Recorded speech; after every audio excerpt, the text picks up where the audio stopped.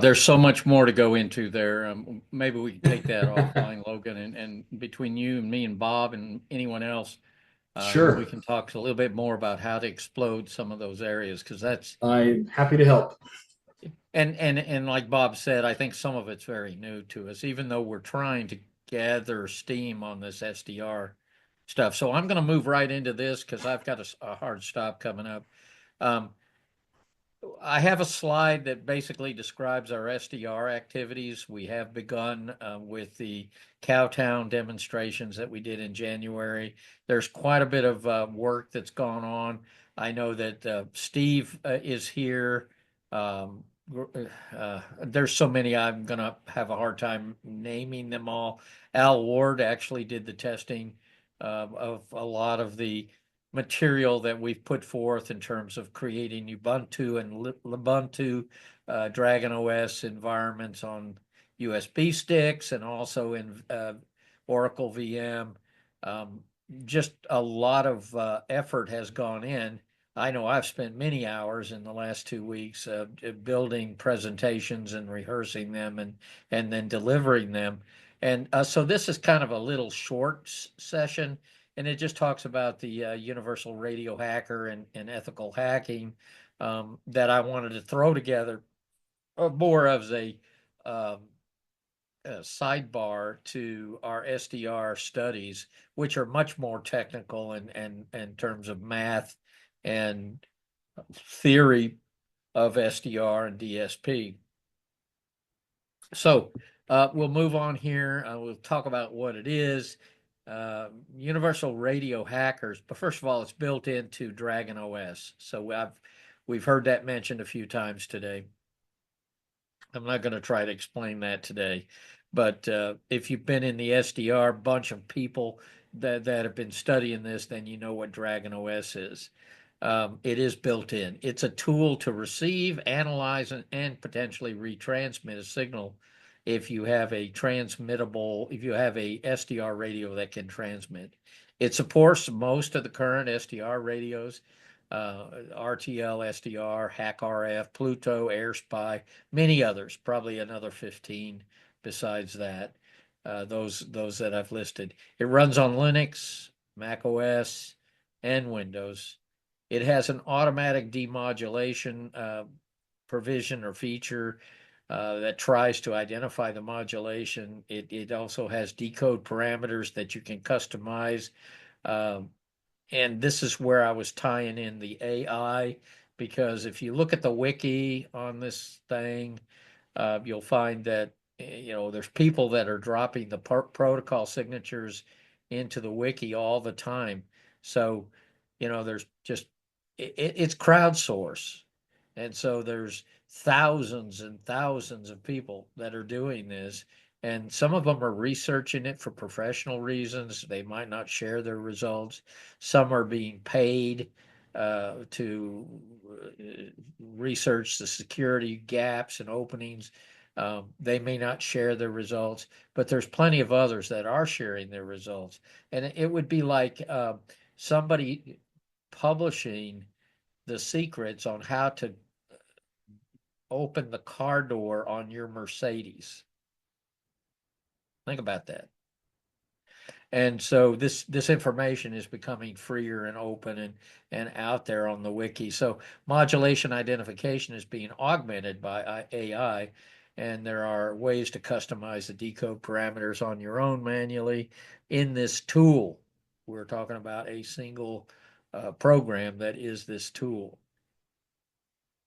There are protocol reversing and reverse engineering tools built in. There's a simulation environment for stateful attacks, and this link I put in here is where you can get this, or you will go to the GitHub page where you can select your version of the download. Again, Linux, Mac OS, or Windows. Ethical hacking. Let's talk about this for a minute. There's an entire new industry of what I would call system security improvement practice. This is to identify security weaknesses and provide potential remediation.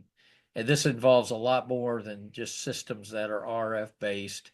it gets into everything on the network. So it will be on the internet with HTTPS based, encrypted web page access and transfer of that data all the way to RF.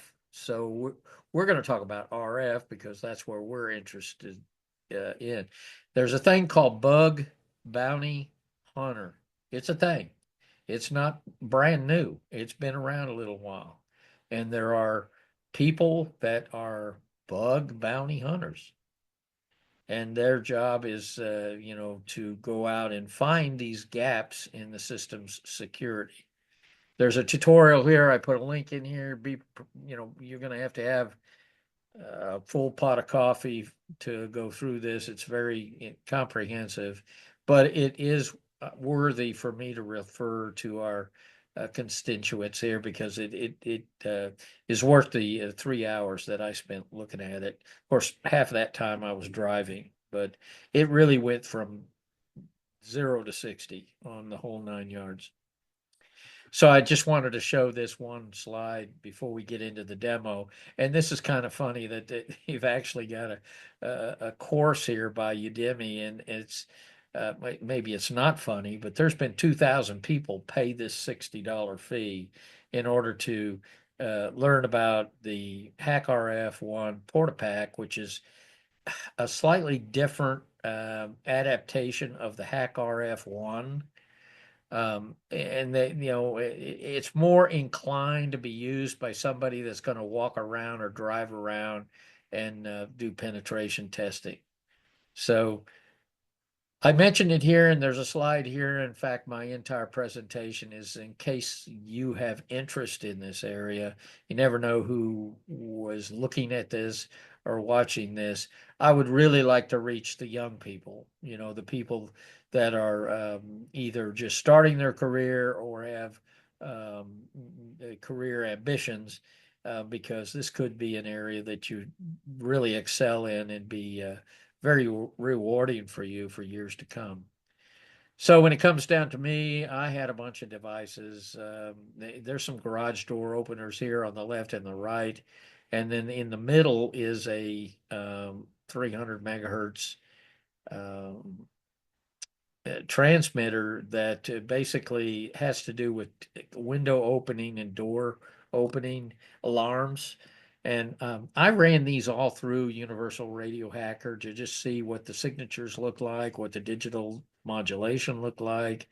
And I was able to find all three of these. I've got a big bag of these, but these three I was able to find on the FCC website so that I could see their frequency in use and in some cases the actual protocol. And sometimes the protocol changed based on the model number.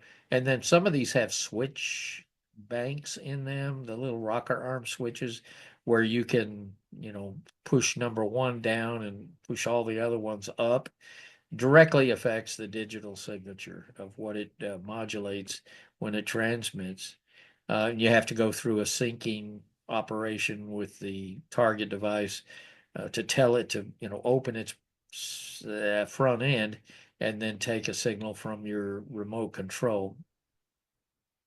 Here's the one that I actually am going to demo. So what you're going to see here, this is a remote control power distribution unit in the right-hand side. The power comes in at the top. It plugged into a PDU below there. And then it's got 3 outlets at the bottom. So my wife, the XYL, decided that we would build a deer herd this past Christmas, in our front yard. So I'm out there putting these deer together for weeks and setting them up and pounding them in the ground so they wouldn't blow over, and then wiring up all these extension cords. And I need a way to turn this stuff off and on. So we bought one of these remote control outdoor power distro units, and it had a remote control. So you could program it and then just leave it on, and it would just repeat every 24 hours whatever program you had set, or you could override that with the handheld and just tell it to turn off, for instance. Which I did a few times because I noticed it was on after sunlight, after sunup, and I just turn it off with the remote control. But the idea is you find the sweet spot. Is you're going to run it 12 hours, you're going to run it 6 hours, whatever you're going to do there.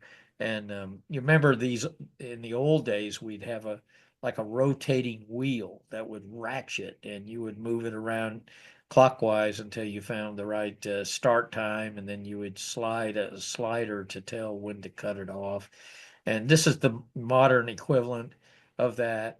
So what I'm going to demonstrate is that I'm going to show you that the remote control controls the target device, and then the hack RF that you see here um, will be employed through Universal Radio Hacker to receive the signals and then turn around and retransmit the signals so that they come from the software. And you can then, evaluate what, kind of opportunities might exist there. Here's the steps that we're going to follow. First, you have to identify the transmitted signal. You got to find the frequency. I looked them up on the FCC website, so I had a good idea of where they were going to be. And Logan mentioned the 433 megahertz, the ISM, one of the ISM bands. Universal Radio Hacker calls it the spectrum analyzer. So we'll invoke that and get a look at the a signal that's being transmitted by the remote. Then we record the transmitted signal. That's a second step. And during that recording session, you have to send the commands, which I will do using the remote, or you have to intercept commands that are in the air naturally. Then we're going to trim the modulated signal. That's optional, but I'm going to do that in the demo. And then we're going to transmit the trim modulated signal through the SDR radio. You can optionally analyze the modulation. There's not a lot to be analyzed in this demo because it's pretty much amplitude shift keying, and it's ones and zeros that repeat over and over and over.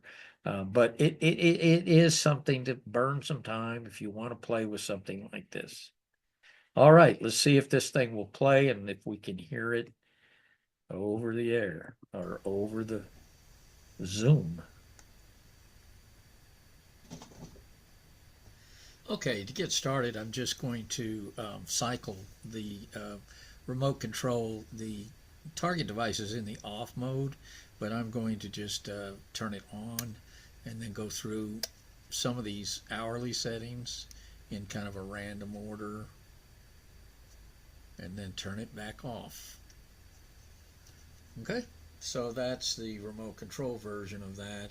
Now the Hack RF, I hope you can see these lights down here, the little LEDs that are showing. When it transmits, there's a red light on the far right that will come on. But as you can see here in a Universal Radio Hacker, I'm going to go to File, Spectrum Analyzer, and I'm going to select the device, which is Hack RF. And I'm going to refresh the device ID. It comes up, and I know this transmits about 433.9 something megahertz because I've looked it up on the FCC website. And so now I'm just going to start the spectrum analyzer, reach over and just turn it on, turn it off, and stop the spectrum analyzer. Now it will remember these settings by going through that exercise, and now we can go to File,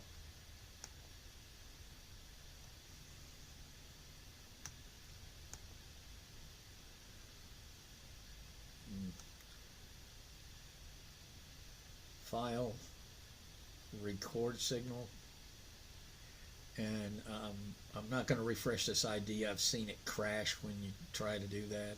And then I'm just going to start the recording sequence, and I'm going to click these buttons to turn it on, and then again a random selection of times, and then turn it back off, and then stop the recording, and then I will save these data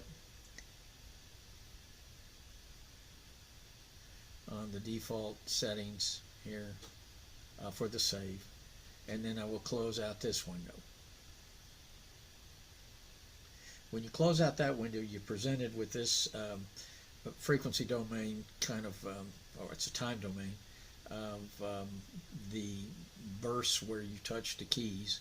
And you can trim this down a little bit, and I'll do that so that we're focused on just the group of clicks. And you just crop to selection here. And then we can replay this just as quickly as click this button right here. And then it will open up another window. I'm going to add a little gain here just to be sure I've got enough signal. And then I'm just going to start this running. And if you'll watch in the lower right hand picture, you'll see the transmit button has come on, or LED has lit on the HackRF.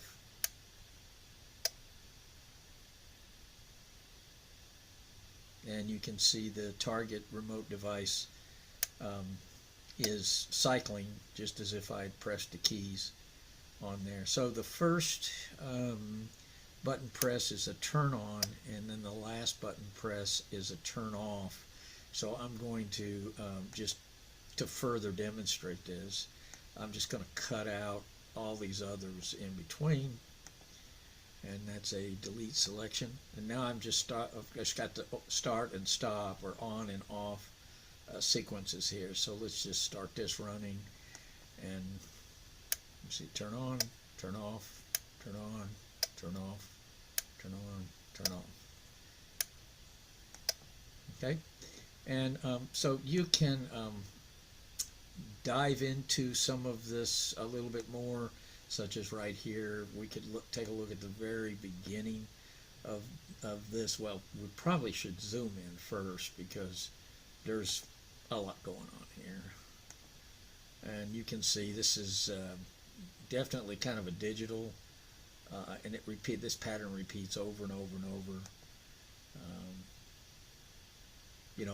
There could be kind of a framing burst first, but that looks like on, off, off, off, off, off, off, off, on, off, on, off, on, and all that. So if we just take a small selection here, it will drop that down here into this lower window, and you can get down and look at these bits. You see 3 ones, a 0, 3 ones, a 0, 1, a 1, 3 zeros, and so forth. So at 2 million samples per second, which is what we're sampling here, there's a lot of data, but you see it repeating, and it's not too hard to figure out that this protocol, or this arrangement of on-off keying, and it's detected it as amplitude shift keying, which is on-off keying, is interpreted by the target device to fit a bin or fit through a filter that means, hey, I'm supposed to turn this device on, and then the rest of the action takes place. The relays click, you can hear them clicking. The LED lights and the power is supplied from the source in the device down to the ports. There's 3 ports, and on come the whatever it is you're powering.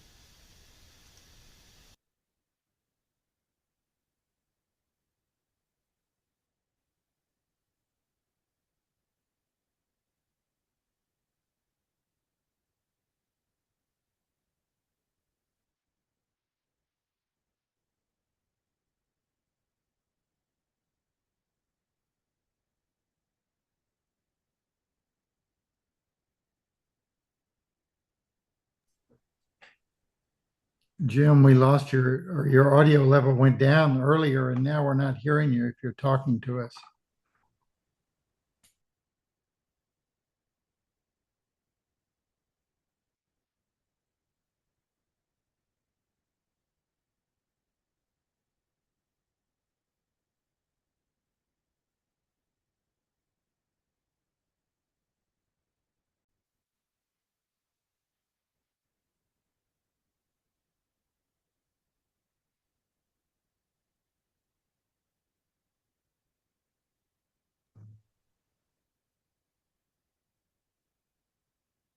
Okay, I think I'm back online. Sorry for the delay there. So any questions on the Universal Radio Hacker demo? Jim, that was great. I've actually played with Universal Radio Hacker to decode some RTL 433 stuff. I actually have a tool that's similar to the HackRF in that regard. I have the Flipper Zero, Yes. and I sent in a link to the chat. But some Honda vehicles have an exploit that you can take advantage of, where if you send the code 5 times and you record that, you can actually replay the code you'll send it again using your flipper 5 times, and what will happen is that your car will register it and it'll reset the computer and it'll interpret the command as valid. So Honda designed their cars to have this vulnerability to accept these keys that are old and should be expired, but you can replay them over and over again, no problem. I sent the link in if you're curious, but I think that's something you might like. Interesting. So All I right. had another question really quick because I heard something about this. I want to know if you guys actually know this, if this is true. One of the protective protocols employed in some automobiles is that the codes sent are essentially in a lookup table in the remote and in the car, and they have to be synced together. So what that means is if you record a code from a remote and then send it to the car, it essentially bumps the index in both the remote and the car. And if you don't have that lookup table, then the next code sent from the remote will not be the same one. For example, open doors. It'll be a different one. It's rotating. The only reason why I mention this is that this article I read said that if you play a code to a car and you bump its index, then the remote that the car normally uses will be out of sync, and that causes difficulties. Is there any credibility to that story? Yeah, I think so. Actually, yes, there actually is credibility to that.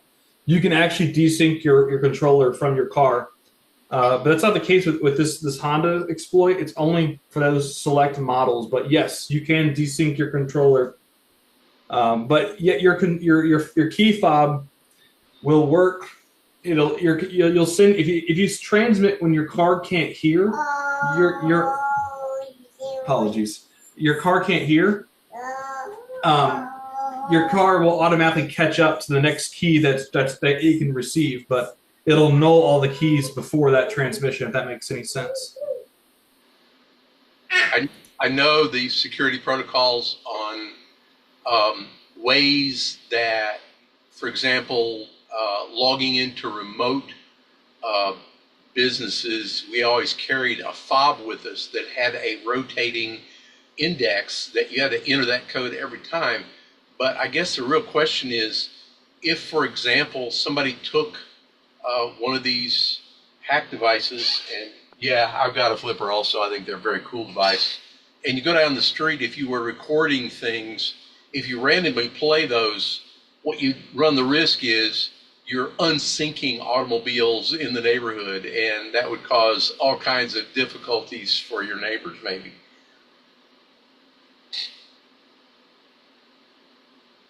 The rolling codes should be unique to the car itself.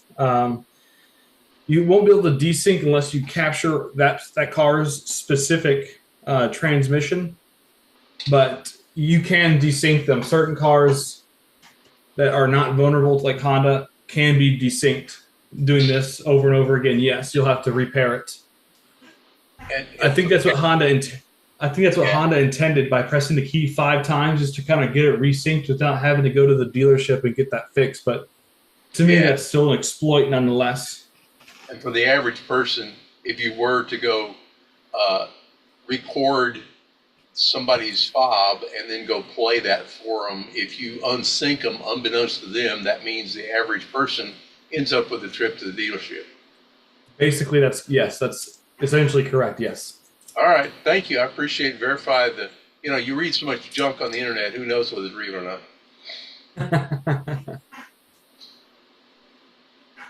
Okay, well, we titled that ethical hacking. So you won't see me creeping down your street trying to read your water meter, electric meter, or key entry system on your car. Yeah, there's Smith and Wesson would answer in a lot of neighborhoods. Okay. All right, let's keep going, guys. That was fun. Now, I just want to touch on these SDR meetings because we're really putting a lot of time in here. If you've been a part of this, thank you. I know there's several of you that have spent some time on it and got your installs going through a lot of effort in some cases. We've already covered the March 1st, the March 5th. Tomorrow, which is March 9th, at 1 p.m., we'll have another Zoom meeting just to see if anybody else needs any help on the installs, answer any basic questions, go through homework review. I also have some theory also prepared, but not to the extent that the next clinic, which is on the 15th, that's going to be a much deeper dive into theory, because what I want to try to make you understand is why we need to know about the complex plane. And, because there's this math and there's this effort and there's this consternation to understand it, but there is a reason to understand it. And if you're going to go into GNU radio and you're really going to land on both feet, you've got to get there to understand those aspects. So this is the schedule. This will all be published. It'll be on the website, so I won't read through all this stuff. Let's get into April, which is be here before you can shake lamb's tail. The 5th is going to be Belton, so I'm going to suggest that we skip the meeting altogether for April, because that would be our Saturday, and several of us will be there in Belton. Any comment?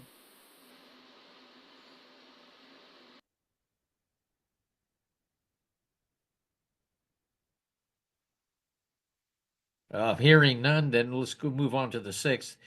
We've been moving our microwave activity day to Sundays in cases where we have conflicts on Saturday.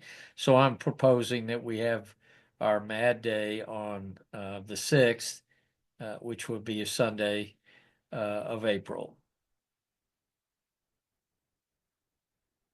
And then there's the 14th, the 22nd, and the 30th, which cover the Central States sprints, with the 22nd also coincides with Lyrid's meteor shower. And there's a link here for more information from Central States. Moving on to May.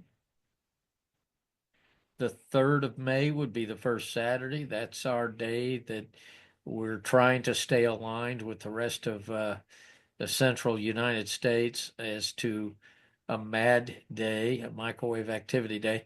That also coincides with CS-VHF 902 megahertz and above. And if Scott is still here, I think we combined all that last year and it turned in our logs. Those of us that were on 10 gig and above.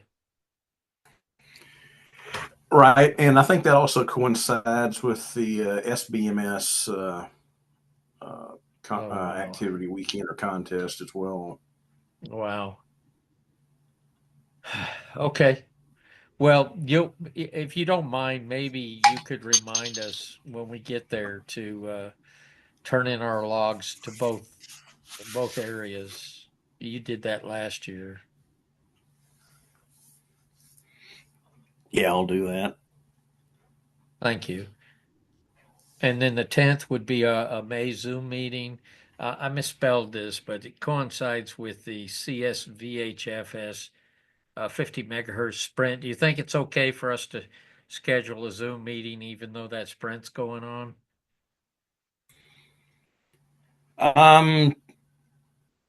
Last year they had the sprint. What time was it? Oh, early afternoon. I don't know. Are they having it again at the same time this year, or I haven't I seen don't the know. schedule for this Maybe yet. we can So defer this until the next meeting to get precisely aligned, but if we need to have our Zoom meeting earlier or later, then we could avoid overlap with the sprint. okay, yeah. I personally, the 6 meter sprint in the past has always been from like 6 p.m. to 10 p.m. local, or yeah, 6 p.m. to 10 p.m. And I mean, turnout's been mediocre at best, unless there was a band opening at the time. Okay. And by them moving it up earlier in the day, I don't think that has helped any. At least it hasn't shown up as a benefit yet. So I don't know. Yeah, we can revisit this a little bit later in the month, or maybe in April, to see what's going on and make a decision then. Okay. That sounds good. Especially if they'll have it in the evening, then we can keep our same meeting schedule. All right, I'll pull up this, see if I can find the schedule for the sprints, and publish that out on the web or the reflector. Okay. Thanks, Scott. I wanted to bring this slide up here because it means a lot to me personally. And that is that we got the results from the 47 gigahertz 2024. This is called the cumulative contest. So it really is about how many different stations you contact and how many distance points you achieve, and you multiply those one times the other to get an overall score. And we can't really compete with the folks at the Great Lakes that have these natural shore-to-shore distances that are exceeding 50 kilometers, and or the mountaintop to mountaintop folks. Until we drive to mountains, we're not going to be able to compete with them. But I wanted to point out that Al Ward, W5LUA, topped out to W5 section, and Scott and I both were registered in that group. And I know that Paul Sarver didn't even get a chance to turn in his log, which he would have been real close to me or even above me.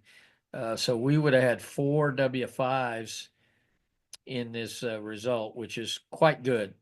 This 47 is no piece of cake. It's got a lot of challenges uh, to be involved with, and it's something to be proud of when you get in this log.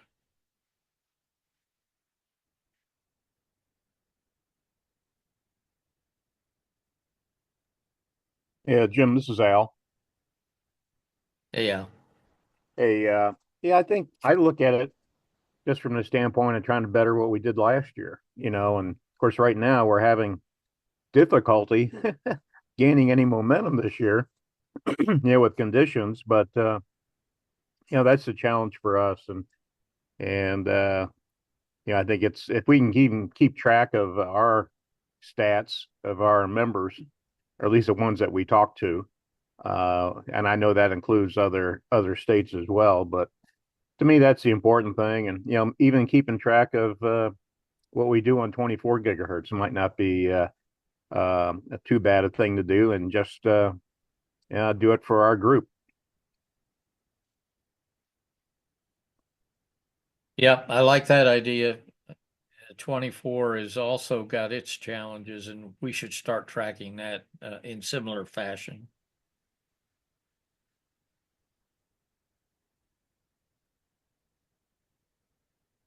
All right, Including our we'll go on to the perpetual stuff. Here we got the 2 meter net every Sunday, which is to tomorrow night, 8 p.m. 144.260 call by Ross, Kilo 5 Zulu, Sugar Juliet.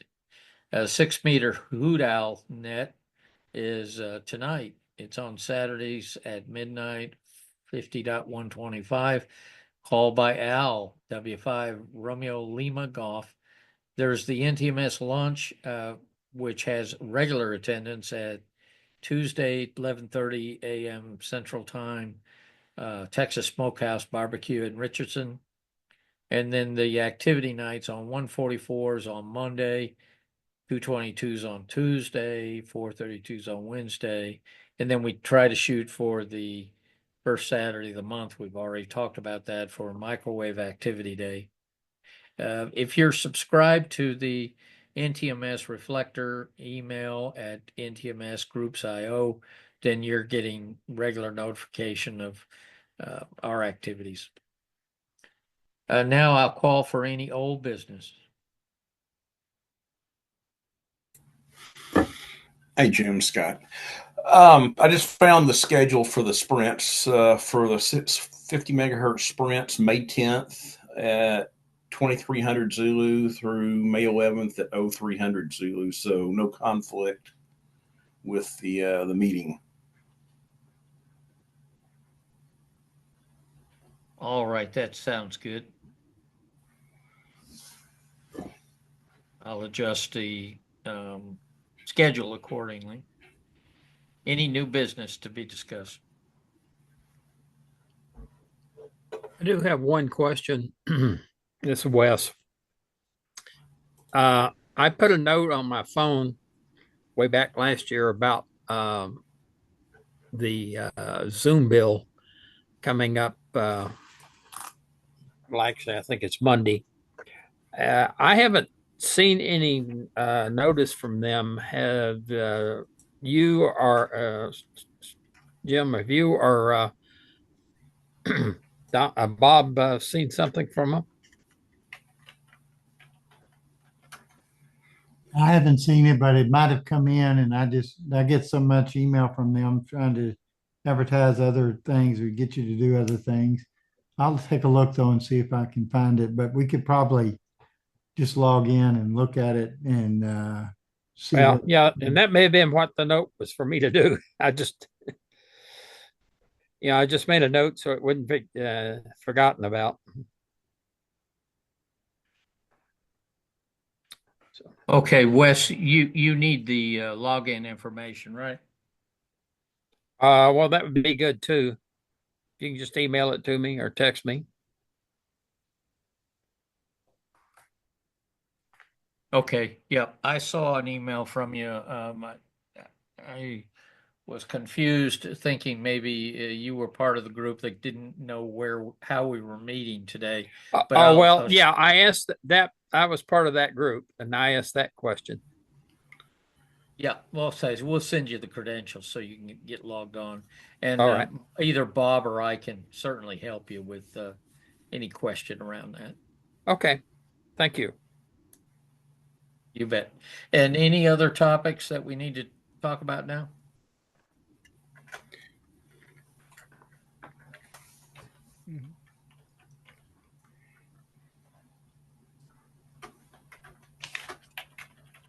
I just go over this budget information. I'm not sure it's accurate because I couldn't find a more recent slide to copy for this. Is our Zoom meeting still 160?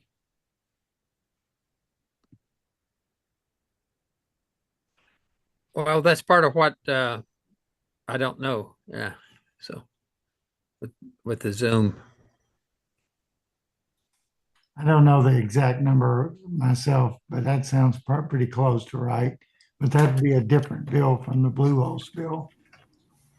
Yeah, I don't know, some of these go up, and I haven't, so without seeing it, it surely won't be less than that.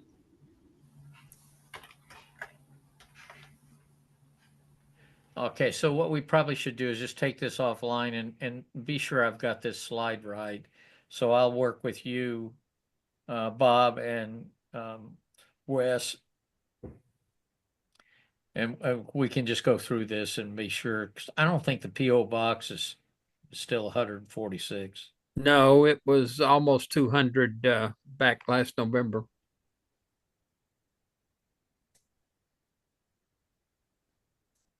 I'm writing that down, approximately 200.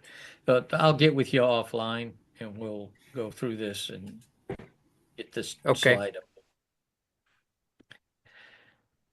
Well, that brings us to the end. Do I have a motion to adjourn? So move. All right, thank you, everybody, for joining us today. It was a very interesting set of presentations. Thank you, Greg and Logan, for your contributions, and also Wes for your excellent presentation on astro imaging. Really got a lot out of that. I used to try to do that, and then I was like 6 hours out there trying to get polar aligned in the backyard. Yeah, I never got very good pictures except for um, the Orion Nebula, which you can see with binoculars. But so I had all the appreciation for your presentation. I didn't get a chance to say that earlier. Well, thank you. I really wish you the best of success with what you're attempting to do there, Greg. That little I want that to little try to work camera I you use takes all the pain out of 10 polar alignment. gigahertz, so I'll be looking for you. All right, I would like to get there. All right, guys. Have a good afternoon. Rest of your weekend.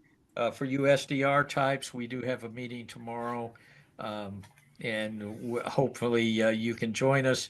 We'll get into some more cool theory stuff, so a little bit of math, and then we'll go from there and answer any questions with people that are having trouble. Thanks, guys. Have a good afternoon. Thank you very much. Thank you. Jim.